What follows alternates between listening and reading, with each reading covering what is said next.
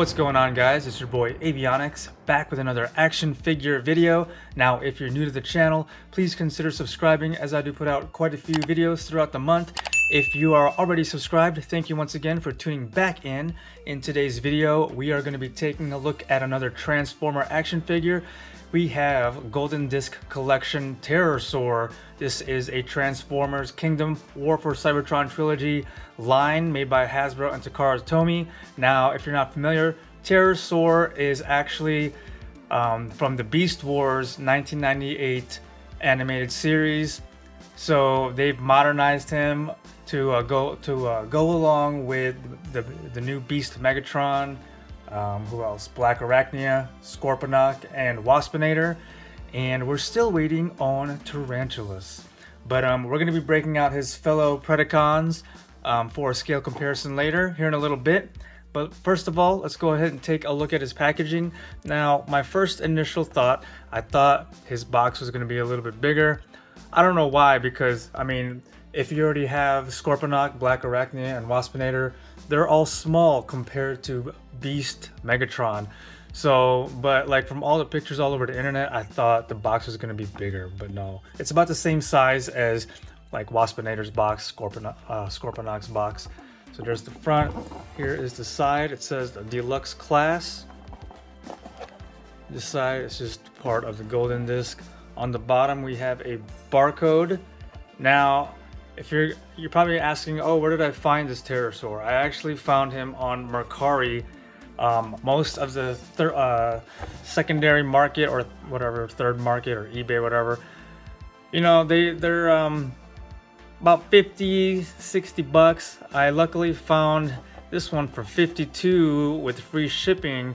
And then so I bargained the guy. I offered him, let me take it off your hands for, you know, actually I think he said 56 bucks free shipping, and then so I gave him an offer of 52 bucks with the free shipping, and they bit. So I finally have Terrorsaur, because you can't find these in Target or Walmart. I don't know where you're supposed to find this, really.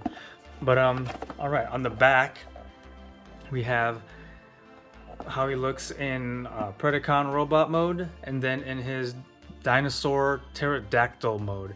Now, he does transform in 22 steps. So let's go ahead and take him out of the box. All right, so we have everything all out of the box. Now, he actually was packaged like this in between the cardboard insert. So he was already kind of in his dinosaur or animal form. But we're gonna go ahead and, I guess, according to the instructions, he's already just a few steps into his pterodactyl mode. So there he is, just like that, really. But I'm gonna have to transform him out. That way we can go over together how to transform him into this mode. All right, let's put him to the side. Obviously, he does come with his instructions on how to transform. And we're gonna go ahead and put this to the side for now. And then he comes with a golden disc. This is how it looks on that side. It's got like hieroglyphics. And on this side, this is where it looks like a record, or it says the sounds of Earth. Interesting. And then he comes with his blaster. And it is a gunmetal gray, primary color, and then the Terrorsaur red tip and handle. And then he also does come with, like, I guess these are claws that would attach to his arms. So that is of a silver paint, and then the red to match his skin tone. So there's two of those. They look exactly the same. So we'll plug. So I guess we can go ahead and plug them in here. So according to the transform instructions, they go right here into this peg hole.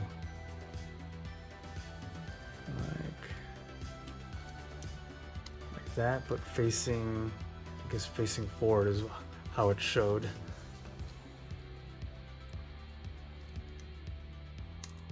Whoa, these things are slick, tiny, jump right out of your fingertips. go. So like that, yeah. So let's go ahead and observe him in his pterodactyl mode, or pterosaur animal mode. To me, he looks like a pterodactyl. What do you guys think? But yeah, so his jaw actually does articulate, which is cool. And you can see that it is of a yellowish orangish beak color. And then you can see the sculpt of the teeth. Pretty nice. Well, so on the outside of the teeth is white, but on the inside it's the red. It'd be nice if they went and just finished out the paint of the teeth. And then he does have green eyes with a black pupil, and then he's primarily that red color. And then he does have hints of the regular silver metallic throughout. And then I guess these are like pterodactyl freckles, I guess you'd call it, to make it look more realistic. And then here, there's the take a look at the wings, and it has a nice sculpt of like not feathers, but because pterodactyls didn't have feathers, I guess they're wrinkly skin. And then here you have a sculpt of the arm and the little claw, or the hand, I guess. And then the tail. There's the sculpt of that. Looks like it's got some peg holes. And you could actually store his gun on the side here. So his blaster is supposed to be able to peg in right into this part, like so.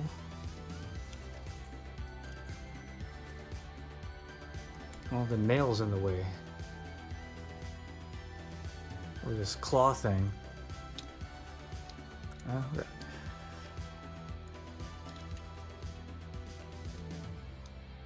There you go, I guess, because if I show you in the instructions here,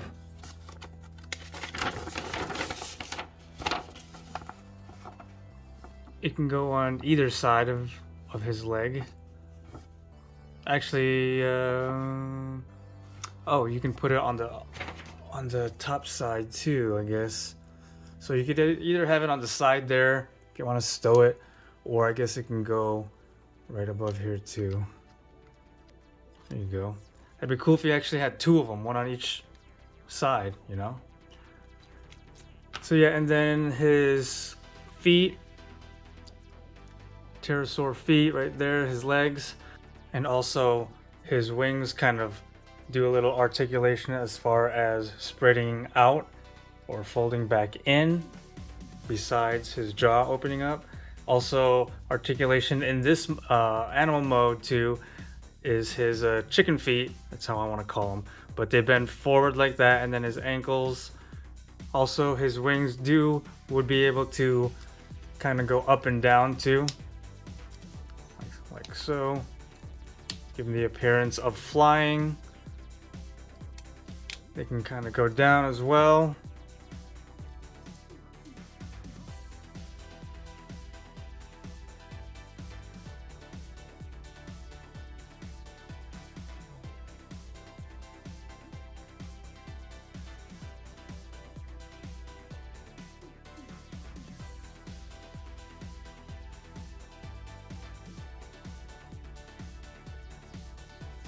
Alright, I'm gonna go ahead and transform him into robot mode. So first thing we're gonna do here is we're going to open up his legs here. You just separate like that. Spread it open. Bend his legs out. Make them straight. Get his chicken legs straight.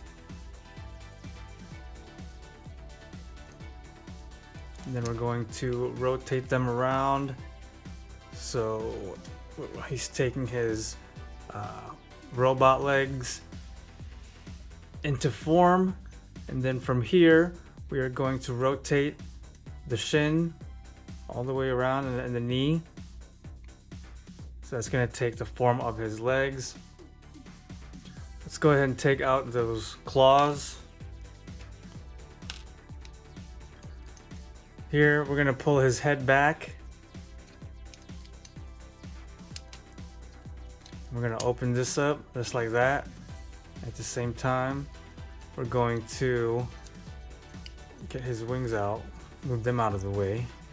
All right, we're gonna pull his arms out. His arms, actually, when you transform him back, you see this little tab that's gonna go into that notch right there.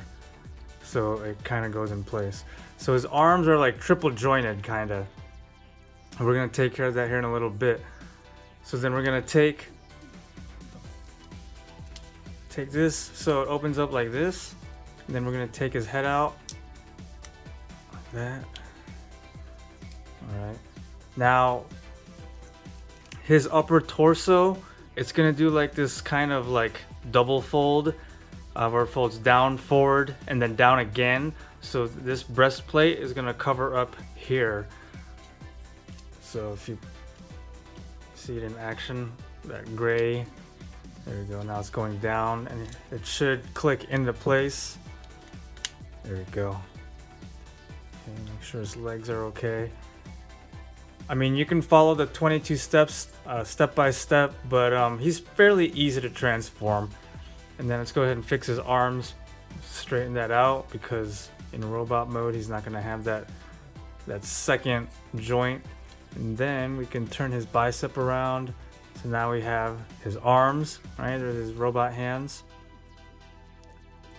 Also, don't forget to turn his dinosaur head around. You're supposed to turn that around too, so it's like that.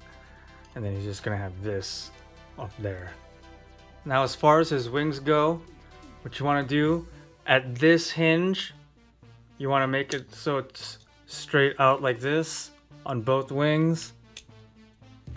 Okay. So it looks like that, as straight as possible.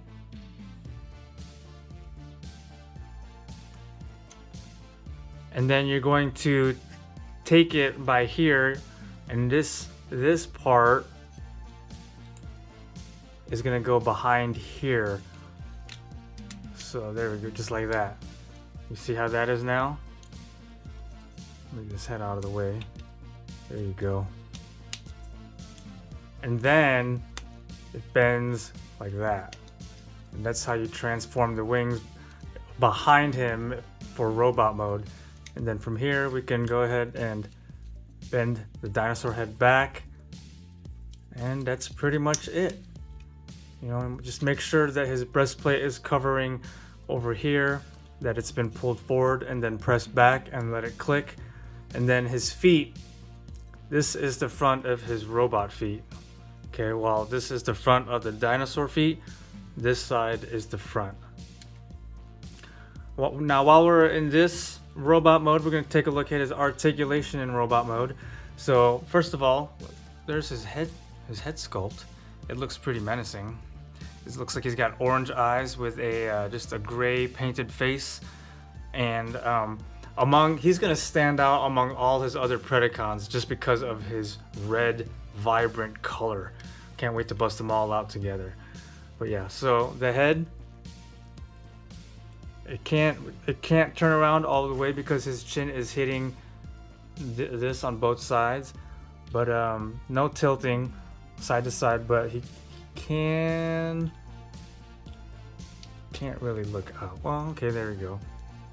It's not gonna look down. He's not. He can look down a little, but shoulders go up laterally that far. You can go 360 if it weren't for the wings there. And then we have the bicep cut right there, and then single jointed elbows. I guess you can use that wrist for aiming, like normally you would, do this. I guess you can do that right there, but it's not really natural. But a transformer isn't very natural to begin with, huh?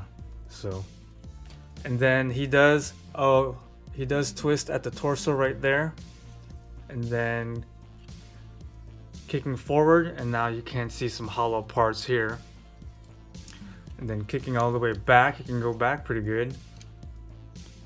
And then he's got a single joint knee. And remember, this is the front of the kneecap. And then it does swivel thigh right there. And then in robot mode, this isn't supposed to be bending. So you would bend it like that and then bend the feet. Now, as far as the feet goes, they're kind of loose. I mean, they're not loose as they're moving on its own, but it's pretty weak. It's a weak joint right there. But it'll rotate all the way around and then hinge up and down. So he can get those poses, but they're kind of weak, so he might fall over. Let's go ahead and try and stand him up. All right, so there he is standing up. He's kind of back heavy, so see how his ankles are now getting kind of weak. So you just have to get that center of balance straightened out. So be sure to bend his head and neck back down here, and then as far as those wings go, this piece is going to peg into there, just like that, both sides. So then they're basically kind of in position right there.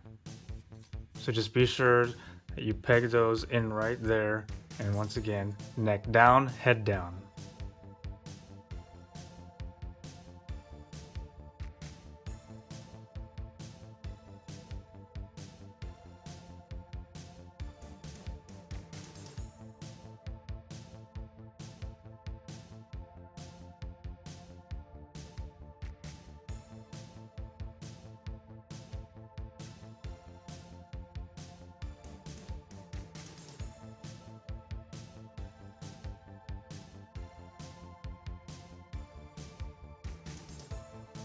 Alright, so there is Terrorsaur with the rest of his Predacons, with the exception of Tarantulas, because Hasbro wants to make redecos of everyone else except for make a brand new Tarantulas for everyone for this Beast Wars Kingdom line.